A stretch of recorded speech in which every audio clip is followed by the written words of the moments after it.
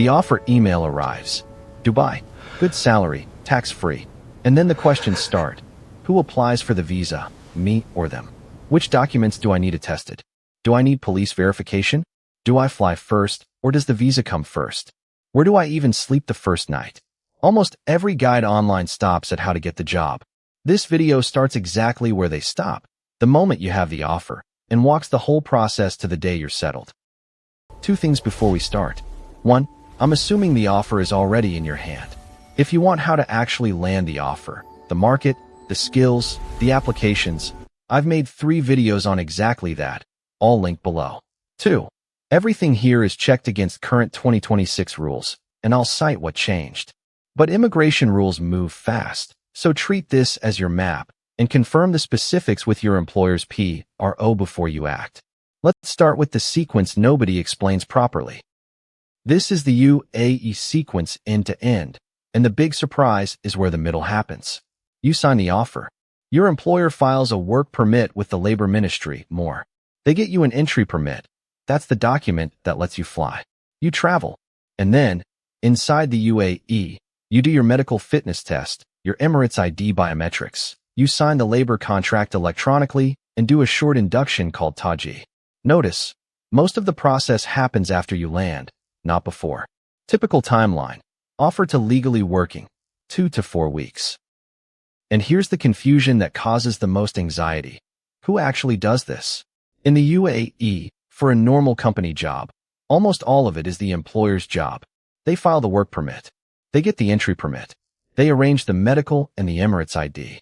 Most companies have a person called a PRO, a public relations officer, whose entire job is walking your paperwork through government. Your side of the list is short. Give them a clean passport copy, photos, and your attested certificates, then show up for your medical and biometrics. You are not filing a visa application yourself. That's the part people get wrong. Now the single most valuable thing in this video, and please do not skip it. Under Article 6 of UAE labor law, the employer pays 100% of your visa costs, not you. They cannot deduct it from your salary, and they cannot ask you to reimburse it, directly or indirectly. That covers recruitment, the visa, the medical, and residency processing. Since the 2024 amendments, charging you can bring fines from 100,000 up to 1 million dirhams. For scale, a standard 2-year mainland employment visa costs the employer roughly 5,200 to 7,500 dirhams.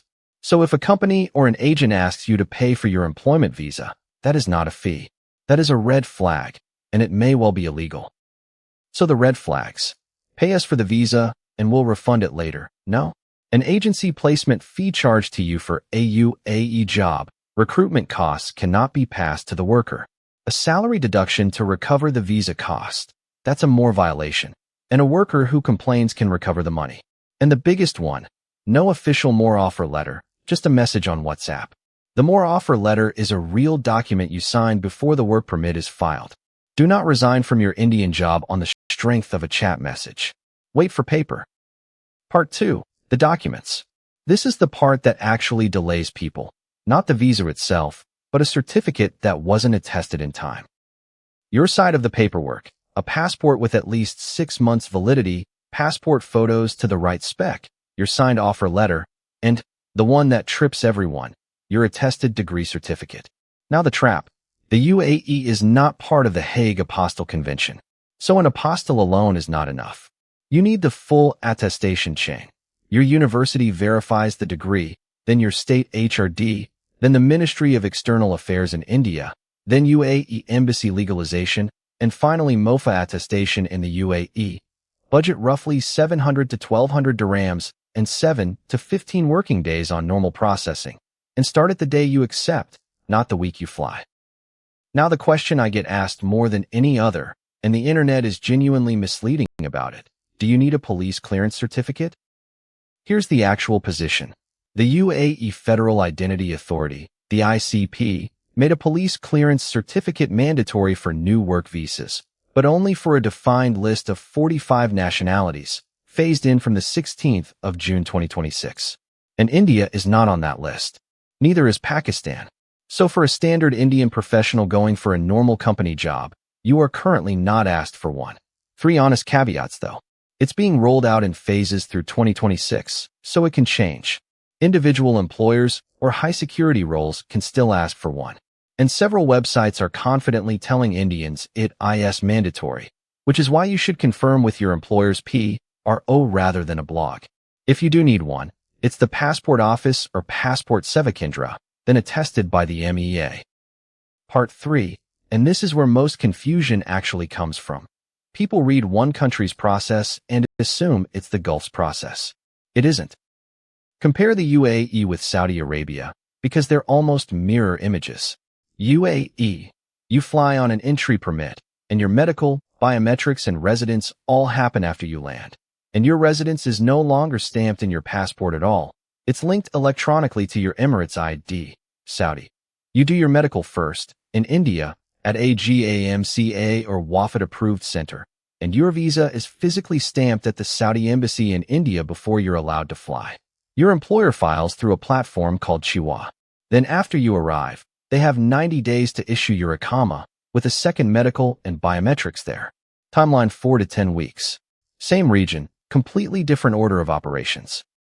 3 more you'll actually hit. 1. Coming on a visit visa and converting to employment. That's legal in the UAE through a paid status change, but only do it once the job is genuinely confirmed, never as a speculative punt. 2. Free zone versus mainland. If your company is in a free zone, the zone authority sponsors you instead of more. The outcome is identical, it's just a different desk, so don't panic when the paperwork looks different from your friends. 3. Family. You sponsor your spouse and children only after your own residence and Emirates ID are done, and only if you meet the salary threshold. So plan for them to follow you, not fly with you. Part 4. The plane lands. What actually happens now? You arrive on your entry permit, and you're legally in the country but not yet a resident. That's the in-between state nobody warns you about.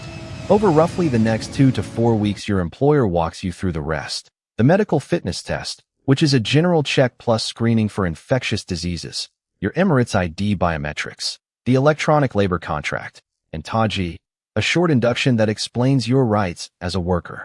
Health insurance is mandatory and your employer must provide it before your residence is issued. When the Emirates ID lands, you're fully legal to work, and that card, not a passport stamp, is your residence now. Practical first 30 days order, because doing these in the wrong sequence wastes weeks.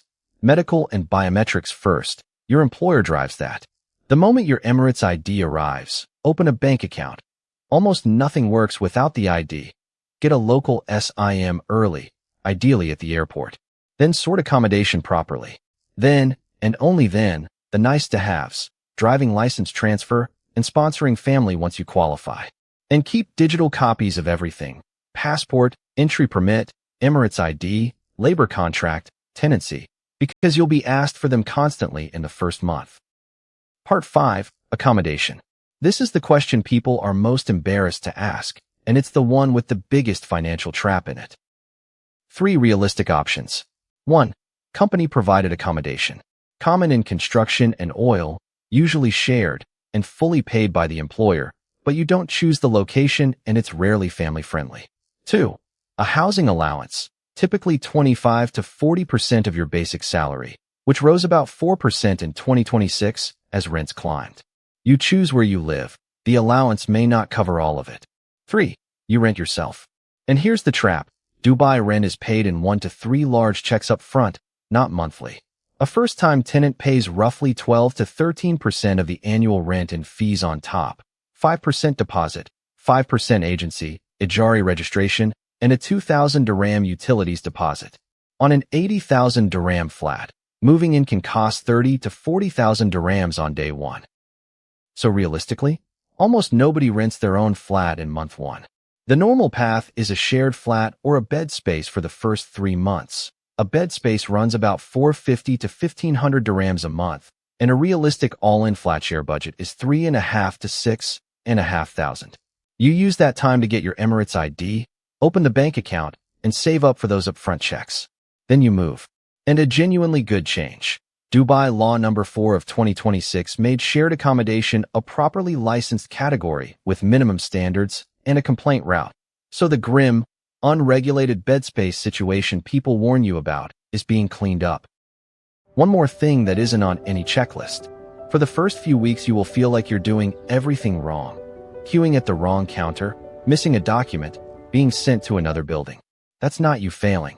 That is genuinely what the process feels like for everyone, and your colleagues have all been through the same fortnight. Ask the PRO. Ask the person who joined 6 months before you. The paperwork is bureaucratic, but it's a well-worn path. Thousands of people complete it every single month. The whole thing on one screen. Offer, then more offer letters signed. Then your employer files the work permit and gets the entry permit. You fly.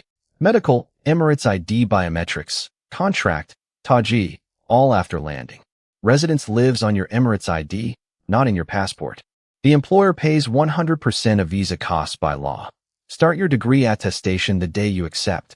Police clearance is not currently required for Indians, but confirm it. Saudi flips the order. Medical and visa stamping happen in India first. And plan to share accommodation for the first 3 months while you build up to those upfront checks. Every source for this, the labor law article, the police clearance rules, the attestation chain, and the rent costs, is linked in the description so you can verify it yourself rather than take my word for it. And do verify, because these rules genuinely change. If you want the earlier steps, the market, the skills roadmap, and the full Gulf guide, those 3 videos are linked too. Tell me in the comments where you are in this process right now, or what your employer's PRO told you that contradicts something here, because that's how this stays accurate. Subscribe for more, and I'll see you in the next one.